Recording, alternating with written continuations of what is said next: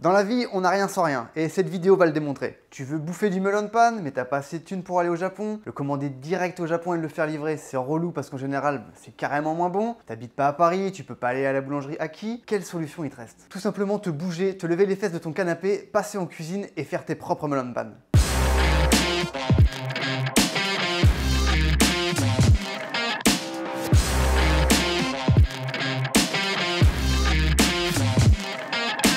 Ça fait à peu près un an que je vous tease avec mes photos sur Twitter, sur Facebook, sur Instagram, avec mes melon pan. Ça fait un an que je bosse ma recette, car en fait dans ma tête, j'avais une idée du petit melon pan parfait, à mi-chemin entre le melon pan que tu peux acheter en boulangerie au Japon et le melon pan que tu peux acheter dans les combini genre 7-Eleven ou Family Mart. J'étais à peu près bon au niveau texture, mais il y a un truc qui me manquait, c'est le goût du melon pan des combini. Car faut quand même avouer que le melon pan que tu achètes dans les boulangeries, il n'a pas vraiment de goût.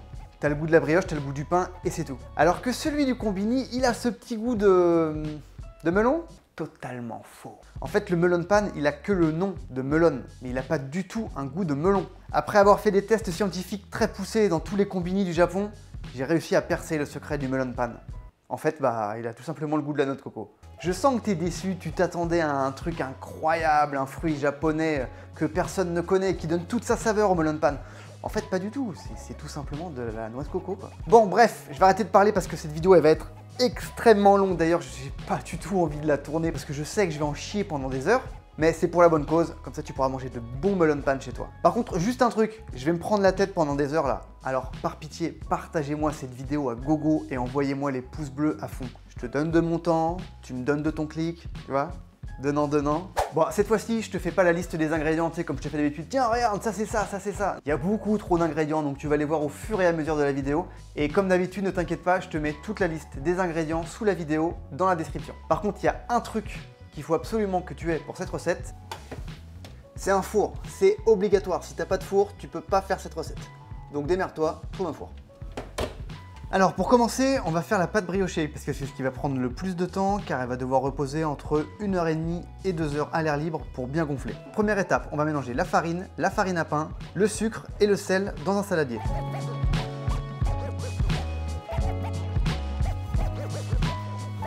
Et une pincée de sel. Tu mélanges le tout pour que ce soit bien homogène. Ensuite, je vais prendre 50 ml d'eau et 50 ml de lait. Si toi aussi tu galères à ouvrir les ouvertures faciles des briques de lait, sache que tu n'es pas seul. Ensuite, je transvase dans un verre et je vais le faire tiédir au micro-ondes juste un tout petit peu pour qu'il soit tiède en fait.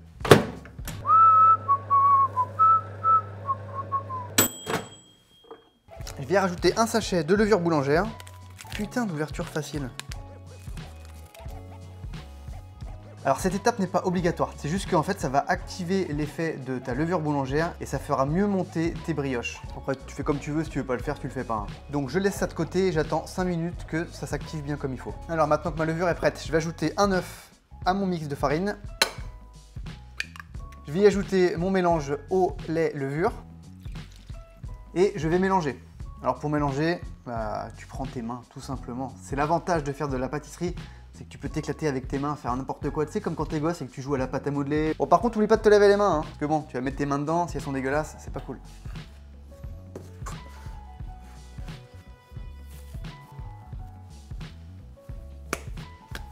Ensuite, j'ajoute mon beurre que j'ai laissé à température. Ouais, malheureusement, il fait plus très chaud en ce moment, il est plus très mou. Bref, tu coupes un petit morceau et tu l'incorpores à ta pâte. Voilà, tu malaxes bien tout ça pour que le beurre se répartisse. C'est trop agréable à faire.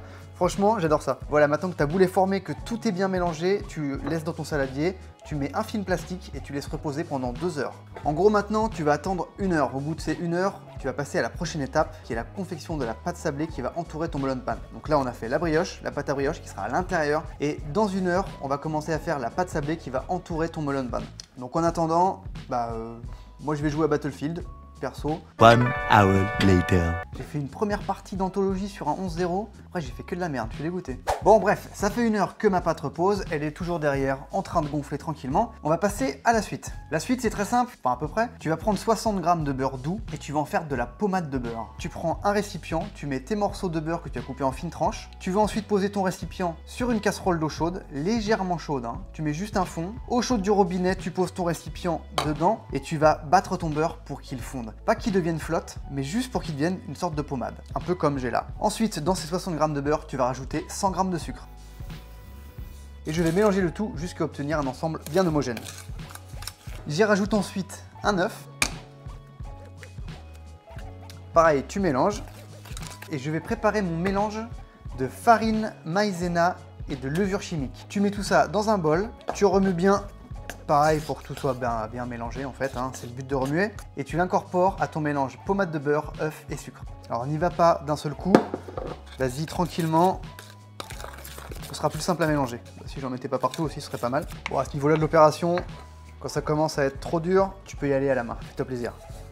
Voilà, maintenant ma boule est formée, elle est prête. Avec, je vais former un beau cylindre que je vais enrouler dans du papier cellophane et réserver au frigo une demi-heure.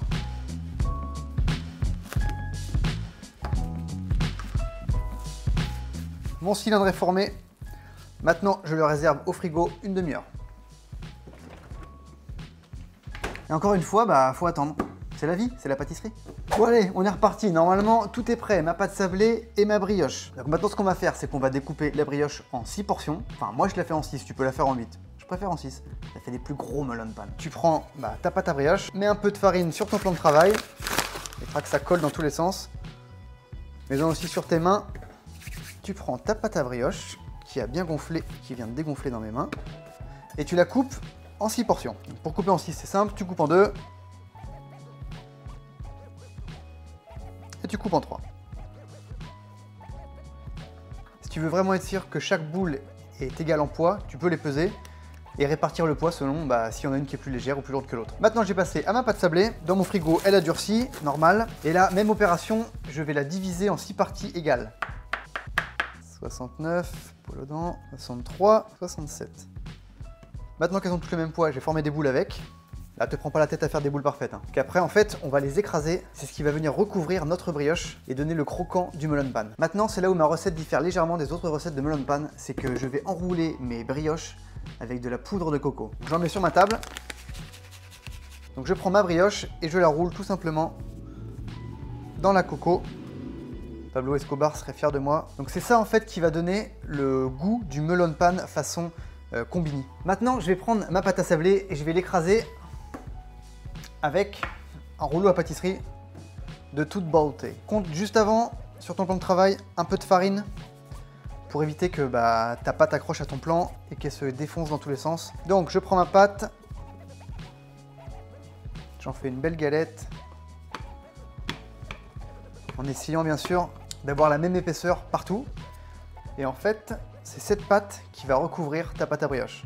Je mets ma boule au milieu et je referme mon melon pan. Alors s'il y a un trou au cul de ton melon pan, c'est pas très grave. Si tu arrives à refermer, c'est mieux, mais s'il y a un trou, t'inquiète pas, il n'y a pas de problème. Voilà, mon melon pan est prêt. Je le stocke à côté et je recommence l'opération pour que toutes mes boules soient recouvertes de pâte sablée. Voilà, donc maintenant j'ai entouré ma pâte briochée de ma pâte sablée, donc ça rend ça. Mais tu t'en doutes, c'est pas fini. Maintenant, je vais prendre... Où est mon sucre? Je vais prendre du sucre. Je vais en mettre partout sur mon plan. N'hésite pas. Je vais prendre un melon pan et je vais tout simplement le rouler dedans. Donc vas-y doucement quand même pour pas casser on va dire la croûte supérieure de ton melon pan. De toute façon, quand tu manges un melon pan, c'est que t'es pas au régime, donc n'hésite pas sur le sucre. Fais-toi plaisir. On est là pour ça, non?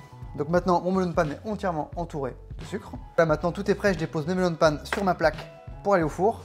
Alors surtout, ne les colle pas trop, parce qu'ils vont gonfler. Maintenant, je vais prendre mon couteau et je vais strier mes melon pan. Ouais, parce que tu sais que les melon pan, ils ont une forme particulière. Ils ont un petit quadrillage sur le dessus qui fait que on sait que c'est des melon pan. Donc je te demande pas de les découper, surtout pas. Faut juste appuyer légèrement. Alors, tu fais 3 lignes dans un sens et 3 lignes de biais.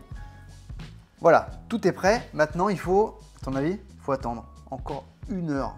En fait, si je les laisse encore 1 heure à l'air libre, c'est pour que la pâte à brioche gonfle encore et que mon melon pan s'écarte un petit peu. Du coup, quand il passera dans le four, il va moins s'éclater, la cuisson sera beaucoup plus belle. Enfin, sauf celui-là qui, lui, est définitivement foutu. 1 hour later. Ça y est, c'est enfin fini. Mes melon pan ont reposé 1 heure.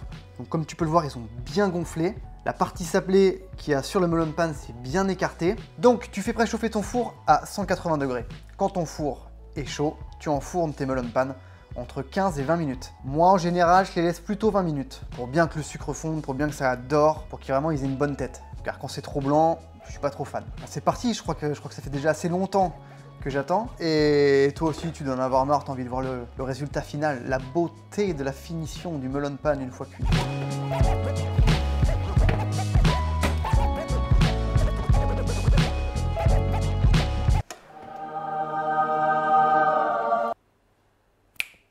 Et voilà, 6 melon pan tout beau, tout chaud, sortant du four. Bon, au final, ça va. Je pensais qu'il y en aurait un qui partirait vraiment en cacahuète. Finalement, non. Ils sont tous à peu près présentables. Celui-là a une grosse cicatrice en plein milieu. Celui-là est un petit peu chelou de ce côté-là. Mais ils ont une bonne gueule et surtout, ils sentent super bon.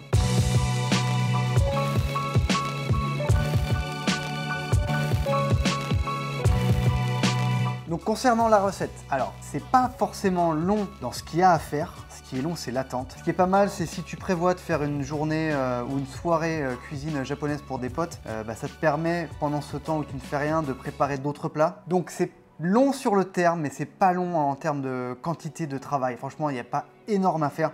C'est vraiment pas très compliqué. Franchement, là, je t'ai sorti une recette assez simple, mais plutôt travaillée, j'en suis assez fier. Pour ce qui est de la pâte à brioche, le mieux serait de la travailler avec un robot KitchenAid, tu sais, avec un batteur spécial pâte à pain ou spécial pâte à brioche. Ça aide énormément. J'aurais pu en prendre un pour faire cette recette, mais je préférais te la montrer comme toi tu vas la faire à mon avis, parce qu'on n'est pas tous équipés avec du matériel de cuisine comme du KitchenAid qui coûte 1,5 bras. Ça aide quand même à avoir une pâte à brioche qui monte mieux. C'est vrai que c'est plus sympa, c'est plus cool, ça fait moins de taf, c'est chiant à laver par contre. Bon, cette recette est enfin terminé, ça aura été long, j'espère que ce sera assez clair, tu comprendras bien toutes les étapes. Au pire, s'il y a un petit problème, qu'il y a quelque chose que tu ne comprends pas, n'hésite surtout pas à me le demander en commentaire, je suis là pour ça. J'ai pas encore beaucoup d'abonnés, donc profites-en, je suis encore assez free. Un jour, quand j'aurai 10 millions d'abonnés, là, ce sera un peu plus compliqué quoi. Bon, pour cette recette, je crois que je l'ai bien méritée, n'hésite pas à la partager, à lâcher des pouces bleus, et si c'est pas encore fait, abonne-toi, pourquoi pas. Moi, je vais directement filer un melon pan dans la bouche, parce que ça sent trop bon et là, j'ai vraiment la dalle. Donc, merci d'avoir regardé cette recette et à bientôt pour une nouvelle vidéo. Ciao!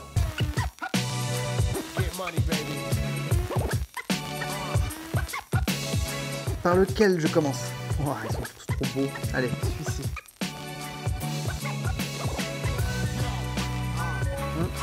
J'aurais dû mettre plus de coco encore.